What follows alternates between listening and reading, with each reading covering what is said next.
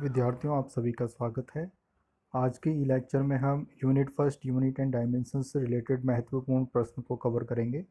इससे पहले के ई लेक्चर्स में हमने यूनिट फर्स्ट को कंप्लीट कर लिया है और आज के ई लेक्चर में हम कौन कौन से वह महत्वपूर्ण प्रश्न हैं यूनिट फर्स्ट से रिलेटेड जो कि एग्ज़ाम में आ सकते हैं उनका अध्ययन करेंगे। तो आज का टॉपिक रहेगा इम्पोर्टेंट क्वेश्चंस फॉर एग्ज़ाम्स। तो आइए स्टार्ट करते हैं। पहला प्रश्न है, दी गई समीकरण में नियतांक ए एवं बी के लिए विमीय सूत्र ज्ञात कीजिए। फाइंड द डायमेंशनल फार्मूले for constant and be in the given equation. ये प्रश्न आपका 2008-18 में आया हुआ प्रश्न है। आपकी समीकरण दी हुई है p plus a upon v square v minus b is equal to r t. यहाँ पर ये एक गेस समीकरण है और उसके अंदर दो नियतांक दिए हुए हैं ए और बी। इनके लिए आपको विमीय सूत्र निकालना है। तो इस प्रश्न के अंदर सबसे महत्वपूर्ण जो चीज़ ध्यान रखनी है वो ये रखनी है कि विमीय समांगता का जो नियम है उसका जो कथन है, विमीय समांगता के नियम का जो दूसरा कथन है वो है कि उन्हीं भौतिक राशियों को आपस में जोड़ा अथवा घटाया जा सकता है जिनके विमीय समीकरण समान हो या जिनके विमीय सूत्र समान हो। तो यहाँ पर हमने ये जो टर्म है ए अपॉन वी स्क्वायर को पी के साथ जोड़ा हुआ है। यहाँ पर पी प्रेशर है। तो ये ध्यान रखने योग्य चीज़ है कि यहाँ पर ए अपॉन वी स्क्वायर की जो विमा है वो पी की विमा के बराबर होना जरूरी है। इसी प्रकार जो नियतांक बी है वो वी में से घटाया हुआ है। इसका मतलब यहाँ पर जो नियतांक बी है इसकी विमा वी के बराबर होनी चाहिए क्योंकि ये मैंने वी में से घटाया हुआ है।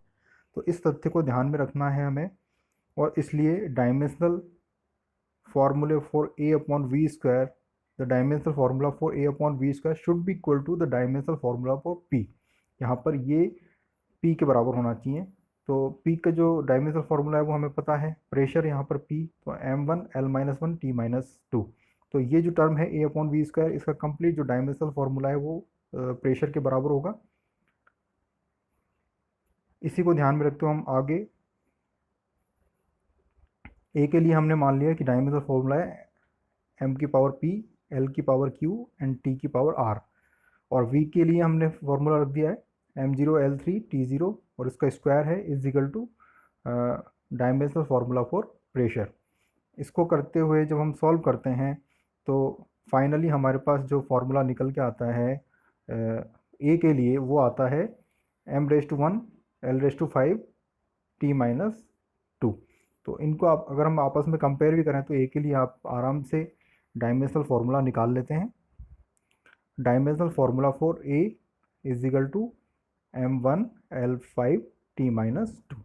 इसी प्रकार जब हम v के लिए देखते हैं तो b का जो डायमेंशनल फार्मूला है वो वॉल्यूम के डायमेंशनल फार्मूले के बराबर होना जरूरी है। तो likewise the dimensional formula for b is equal to dimensional formula for v which is equal to m0 L3 T0। तो इन दोनों नियतांक के लिए हमने विमीय सूत्र निकाल लिए हैं m1 L5 T-2। इसी प्रकार dimensional formula for b is equal to dimensional formula for volume which is equal to m0 L3 T0। तो ये दोनों फार्मूले हमें ध्यान रखने हैं। इससे रिलेटेड कोई भी सब्जेक्टिव या ऑब्जेक्टिव प्रश्न पूछा जा सकता है। ऑब्जेक्टिव प्रश्न दो बन सकते हैं, या तो नियतांक ए के लिए विमीय फार्मूला पूछ लिया जाए या नियतांक बी के लिए विमीय फार्मूला पूछ लिया जाए। तो इसको अपने को ध्यान रखना है, बहुत ही इंपॉर्टेंट प्रश्न है। दूसरा जो प्रश्न है वह है, दी गई समीकरण की जांच कीजिए कि क्या वह विमीय रूप से सही है। Check whether a given equation is dimensionally correct और नॉट। ये समीकरण हमें दी हुई है। इसके अलावा हमें कोई दूसरी समीकरण भी दी जा सकती है। ये एक एग्जाम्पल हमने लिया है। तो हमेशा ध्यान रखें कि विमीय समांगता के अनुसार यदि दी गई समीकरण सही है तो दाएं पक्ष और बाएं पक्ष दोनों पक्षों में प्रत्येक पद की विमा समान होगी। इस कंडीशन को हमें ध्यान रखना है। ये भी विमीय समांगता का जो नियम है उसका कथन है। तो इस इक्वेशन को हम देखते हैं और दोनों ही तरफ प्रत्येक पद के लिए विमीय सूत्र हम यहाँ पर रखते हैं। यहाँ पर s के लिए मैंने रख दिया m0 L1 T0, u velocity m0 L1 T-1 और टाइम के लिए T1। इसी प्रकार एक्सेलरेशन के लिए L T-2 और टाइम के लिए T1 जिसका स्क्वायर हमने किया है। सॉल्व करने पर हम देखते हैं कि प्रत्येक पद की जो विमीय सूत्र है, प्रत्येक पद के लिए जो विमीय सूत्र है वो आता है M0 L1 T0, यहाँ पर भी M0 L1 T0 और यहाँ पर भी M0 L1 T0। तो हम देखते हैं कि RHS और LHS में प्रत्येक पद की विमा समान है, अतः दी गई समीकरण विमीय रूप से सही है। तो हम यहाँ पर कोई भी आपको समीकरण दे रखा हो तो हमें जितनी भी फिजिकल क्वांटिटीज़ दे रखी हैं प्रत्येक पद में, उन सभी के लिए हमें विमीय सूत्र रखना है, उसको सॉल्व करना है। और यदि प्रत्येक पद में दाएं पक्ष और बाएं पक्ष के प्रत्येक पद में विमीय सूत्र समान प्राप्त होता है तो दी गई समीकरण विमीय रूप से सही है। लेकिन यहाँ पर ध्यान रखें कि ये समीकरण सिर्फ विमीय रूप से सही है, इसका हम अनुमान लगा सकते हैं। कोई अगर नियतांक हमें दे रखा है तो उसके बारे में हम कोई भी जानकारी प्राप्त नहीं कर सकते, इसलिए इक्वेशन कम्प्लीटली सही है अथवा नहीं ये एक अलग मुद्दा है। क्योंकि अगर यहाँ पर 1/2 की जगह 1/4 भी होता तो भी डायमेंशनली ये इक्वेशन हमारे लिए सही पाई जाती। तो इस तथ्य को आप ध्यान रखें। अगला जो प्रश्न है वो है, वायु में ध्वनि का वेग वायु के दाब एवं वायु के घनत्व पर निर्भर करता है। विमीय विधि से संभावित सूत्र की स्थापना कीजिए। The velocity of sound in air depends upon the air pressure and density of air. Using dimensional analysis method, establish the possible formula. इसके लिए हमें क्या करना है कि ध्वनि का वेग वायु के अंदर, उसको हम v से डिनोट करते हैं। तो हमें दिया हुआ है v is proportional to p and v is proportional to d।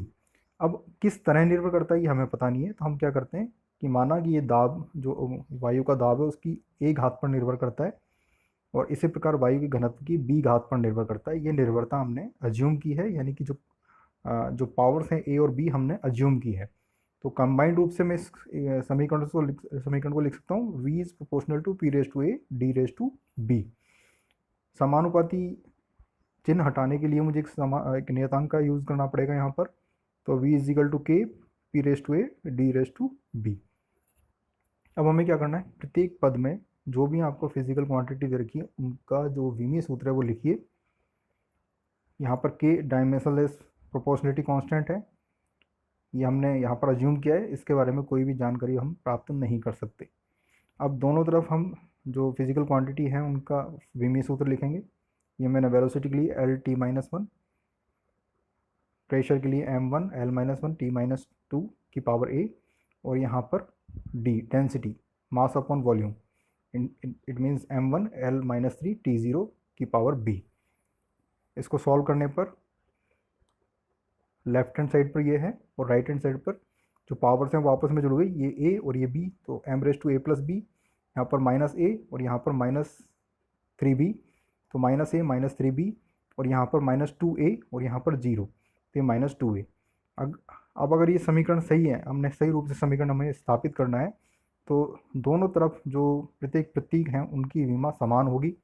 तो इनको आपस में कंपेयर करने पर घातों को हम यहाँ पर तुलना करेंगे, घातों की m की m के साथ, l की l के साथ और t की t के साथ। तो हम देखेंगे कि a+b इज इक्वल टू 0, यहाँ से इसका मतलब a is equal to -b, एक हमें ये चीज़ पता लगी। दूसरा -2a is equal to -1, -2a is equal to -1, it means a is equal to half. और इस समीकरण से a is equal to -b, it means b should be equal to -half. अब हमें दोनों जो नियतांक हैं उनकी वैल्यू हमें पता लग चुकी है, इसलिए थर्ड इक्वेशन की हमें ज़रूरत ही नहीं पड़ेगी। यहाँ पर कई इक्वेशंस में हो सकता है कि हमें ज़रूरत पड़े, लेकिन यहाँ पर हमारे दोनों नियतांक निकल चुके हैं। तो इस तरह मैं नियतांक a और b की वैल्यू यहाँ पर इस समीकरण में पुट करता हूँ, तो ये समीकरण बन जाती है v is equal to k p raise to half d raise to -half. It means v is equal to k under root of p upon d।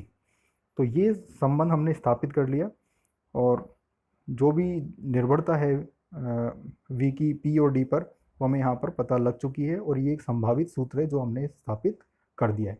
तो इस तरह का प्रश्न आपके एग्जाम में आ सकता है, कोई भी क्वेश्चन, कोई भी निर्भरता आपको दी जा सकती है, तो आप इस तरह के प्रश्नों की तैयारी करके रखें। ये आपका समीकरण हमने स्थापित किया है।